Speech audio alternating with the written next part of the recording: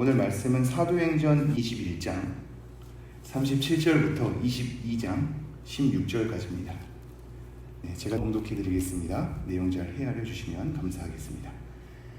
바울을 데리고 영내로 들어가려 할 그때에 바울이 천부장에게 이르되 내가 당신에게 말할 수 있느냐? 이르되 내가 헬라 말을 아느냐?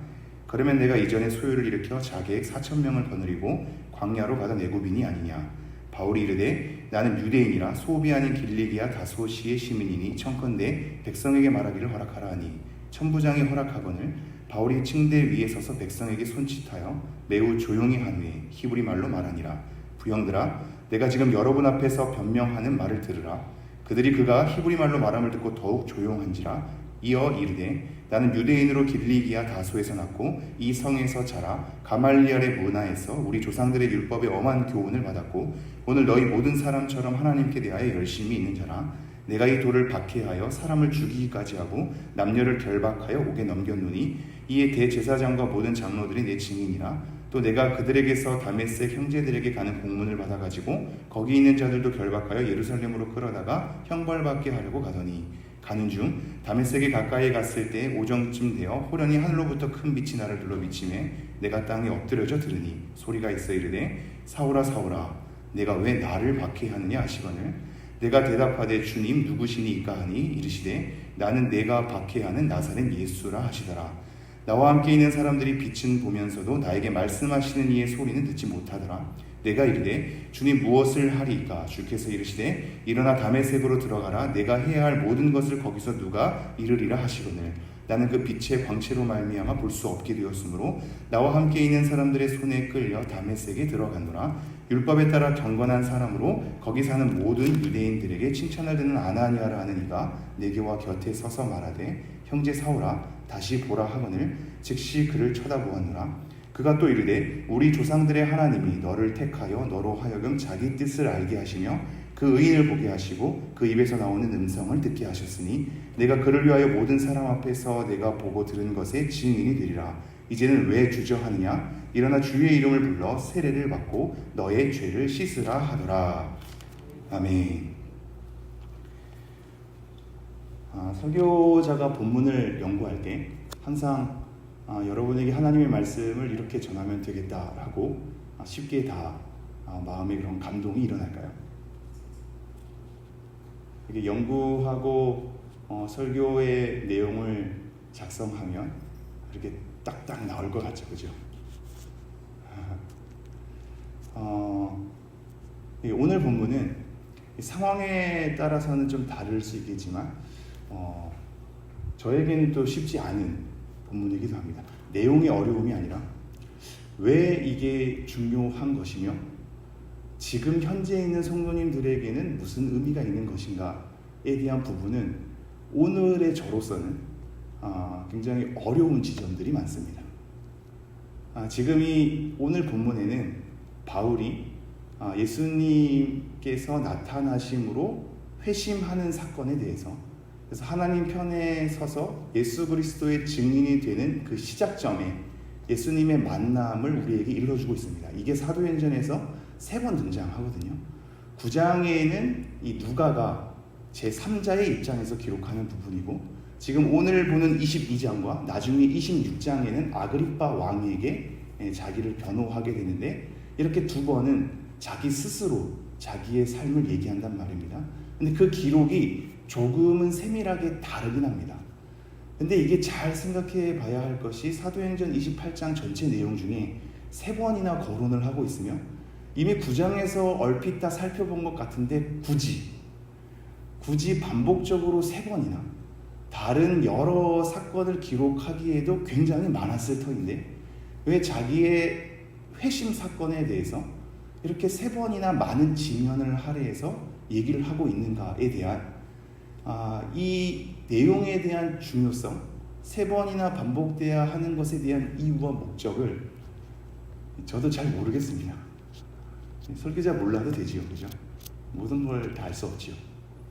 그러므로 제가 왜 이 얘기를 하냐면 오늘 말씀의 고민은 계속 되었고 어제도 이제 한 10개의 주석을 다 살펴보긴 했는데 뭐 많은 주석을 살펴본다고 잘 아는 것도 아니고 그러긴 합니다. 하지만 제 나름대로 애를 썼지만 이렇게 명쾌하게 떠올린 것은 없어서 이 한계를 여러분에게 먼저 전하고 말씀을 시작해야 여러분도 이 조상훈 목사의 설교가 다가 아니구나, 난 나름대로 이 성경 통해서 더 묵상해야 될 것들이 많구나 아까 인정이 되지 않을까 싶어서 이 말씀드리는 겁니다. 그래서 오늘 말씀은 전체적으로 제가 전반적으로 함께 살필 것이나 여러분이 개인적으로 더 묵상해 주시고 앞으로 26장에서도 이 내용이 나올 거니까 왜 이렇게 3번이나 강조하게 되었을까? 더군다나 오늘의 성도의 입장에선 사울과 같은 특별한 부르심은 거의 없거든요. 우리처럼 사울이 이렇게 예수님께서 만나는 것도 아니고 음성을 들려주고 큰 빛이 비춰줘서 우리 눈이 머는 것도 아니고 오늘날 살아가는 우리에게 지금 어쩌란 말씀인가에 대해서 씨름해 볼 필요가 있어서 여러분이 또 개인적으로도 이 말씀을 가지고 하나님 앞에 좀 부딪혀 봤으면 좋겠습니다. 제가 21장 37절 말씀 다시 읽겠습니다. 바울을 데리고 영내로 들어가려 할 그때 바울이 천부장에게 이르되 내가 당신에게 말할 수 있느냐? 이르되 내가 헬라 말을 아느냐? 지금 이 헬라 말을 아는지를 묻는 거라기보다 헬라 말을 하는 걸 통해서 놀란 겁니다. 왜냐하면 이 천부장은 바울이 헬라 말을 할 줄 아는 정도의 지식인이라고 보지 않았기 때문입니다. 밑에 구절에서 보면 알다시피 이 소요를 일으키는 애굽인으로 봤거든요. 물론 이때 당시에 애굽인들 중에는 헬라어를 말하는 사람들이 많았습니다. 하지만 지금 천부장의 관점에선 헬라말을 잘 구사하지 못하는 소요를 일으키는 어떠한 자쯤으로 생각하기 때문에 놀란 겁니다. 너가 어떻게 이렇게 헬라말을 할 줄 아느냐에 대한 표현이 되는 거죠. 자기 스스로 이렇게 지금 바울이 천부장에게 설득해 가고 있는 겁니다. 38절 그러면 내가 이전에 소요를 일으켜 자객 4,000명을 거느리고 광야로 가던 애굽인이 아니냐. 이게 이제 요세푸스라는 교회 역사가의 책에 실려 있는 부분인데요. 이때 당시에 예루살렘의 성벽이 붕괴되고 로마에 대한 모든 정권을 쓰러뜨릴 수 있는 한 리더의 움직임이 있었습니다. 그가 수많은 사람들을 데리고 광야에서 피신했다가 예루살렘으로 쳐들어오게 되는 과정이 있었거든요. 이거를 로마의 지배자가 그것을 눈치채서 급습을 해서 그들을 파한 사건이 있었습니다. 파해서 나머지 4,000명을 데리고 광야로 피신했던 애굽인의 리더가 있었거든요. 실질적으로 그런 일이 있어서 지금 천부장은 그렇게 피신했던 이 애굽인 리더가 다시 이 유대인들에게 붙잡혀가지고 이 난리를 피운 것이 아닌가에 대해서 얘기를 하고 있는 거죠. 그러니까 지금 우리는 쉽게 읽어가지만 바울이 붙잡히고 결박당하고 사람들에게 폭력으로 맞게 되는 이 상황이 생각보다 굉장히 거칠고 굉장히 이 뭔가의 전쟁이 일어날 즈음처럼 소동이 일어났던 겁니다. 그러니까 천부장 입장에서는 단숨에 달려와서 그것을 제압했던 거고 이 정도의 난리가 일어나는 것이면 그 애굽인의 리더쯤이 되지 않을까. 왜냐하면 유대인들이 이렇게 격렬하게 사람을 거칠게 하는 일이 별로 없는데 이 정도로 유대인들이 일어난 거라면 예루살렘을 붕괴시키려고 하는 애굽인의 그 리더, 로마를 정복하려고 하는 애굽인의 그 리더 정도가 되지 않겠는가로 생각을 했던 겁니다. 39절 바울이 이르되 나는 유대인이라 소읍이 아닌 길리기아 다소시의 시민이니 청컨대 백성에게 말하기를 허락하라 하니 본인 스스로가 애굽인이 아니라 유대인이며 다소시라는 굉장히 지성인들이 사는 곳에서 태어난 자임을 얘기하죠. 그러면서 부탁하기를 백성에게 말하기를 좀 권한단 말입니다. 40절 천부장이 허락하거늘 바울이 침대 위에 서서 백성에게 손짓하여 매우 조용히 한 후에 히브리 말로 말하니라. 이 침대에는 이제 이스라엘 막사로 가는 계단이거든요.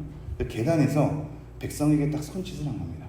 어떤 손짓인지 모르겠지만 손짓을 딱 하니까 일제히 조용하게 되는 거죠. 한번 잘 생각해 주십시오. 제가 왜 이런 내용들이 다 자꾸 나올까?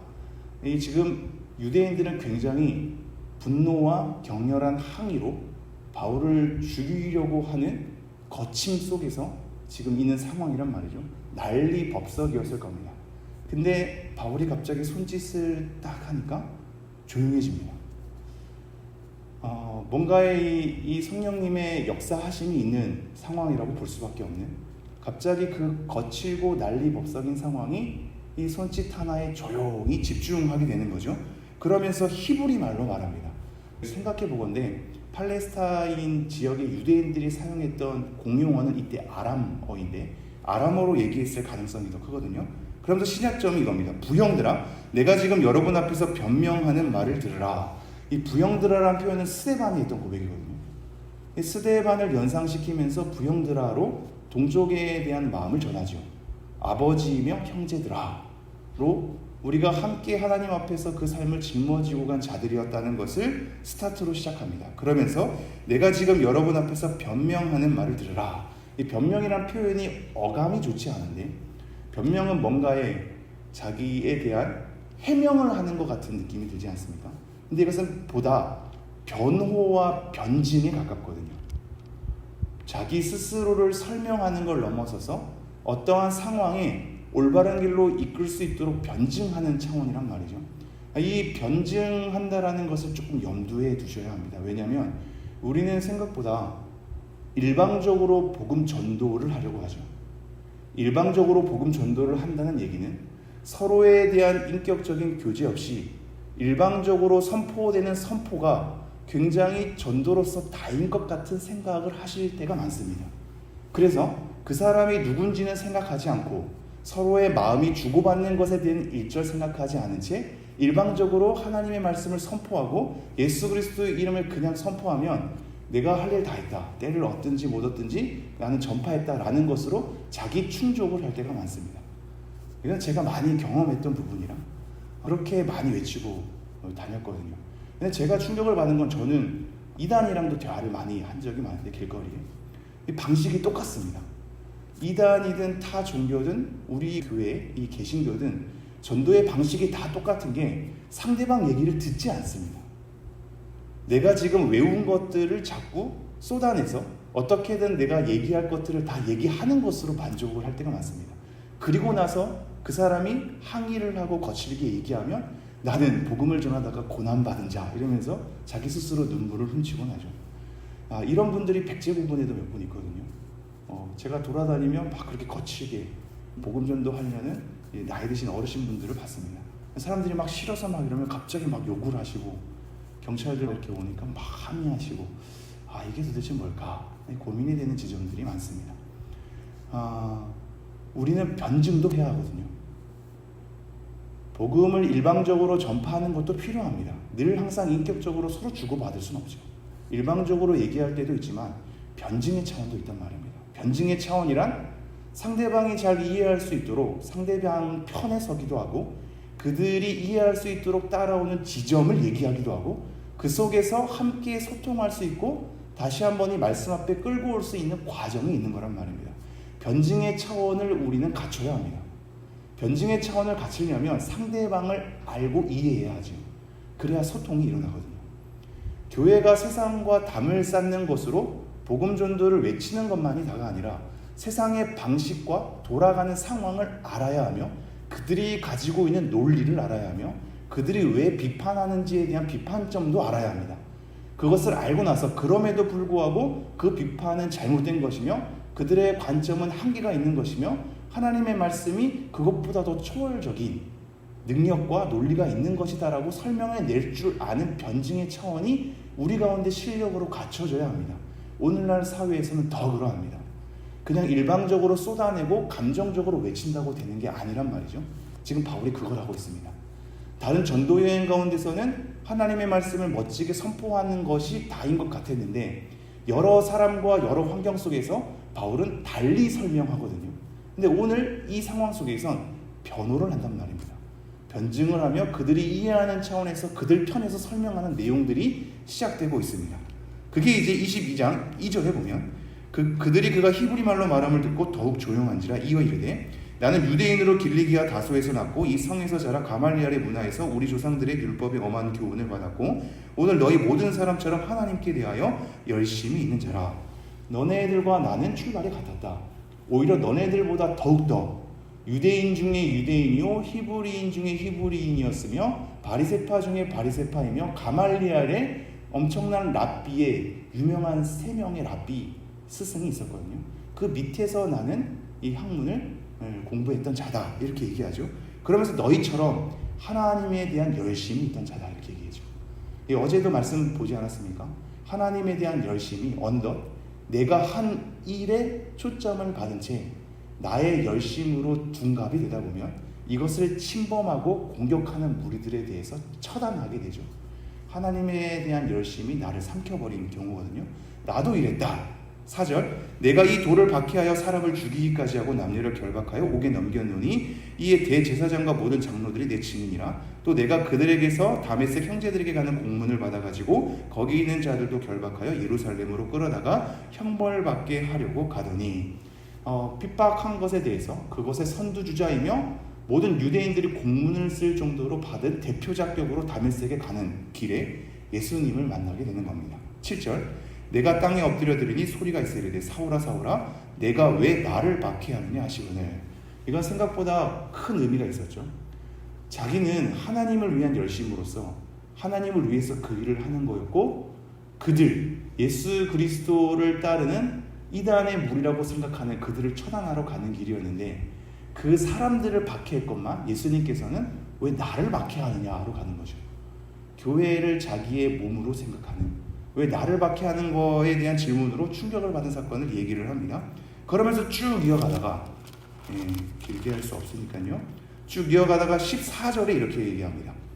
14절에 그가 또 이르되 우리 조상들의 하나님이 너를 택하여 너로 하여금 자기 뜻을 알게 하시며 그 의인을 보게 하시며 그 입에서 나오는 음성을 듣게 하셨으니 내가 그를 위하여 모든 사람 앞에서 내가 보고 들은 것에 증인이 되리라.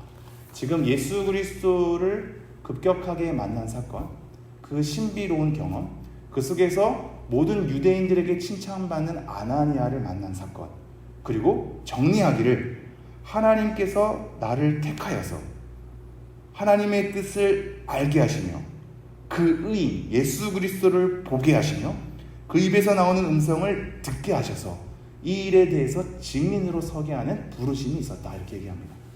이 선지자를 불렀을 때의 그 부르심, 사도들을 불렀을 때의 그 부르심을 자기가 입었다고 얘기하는 거거든요.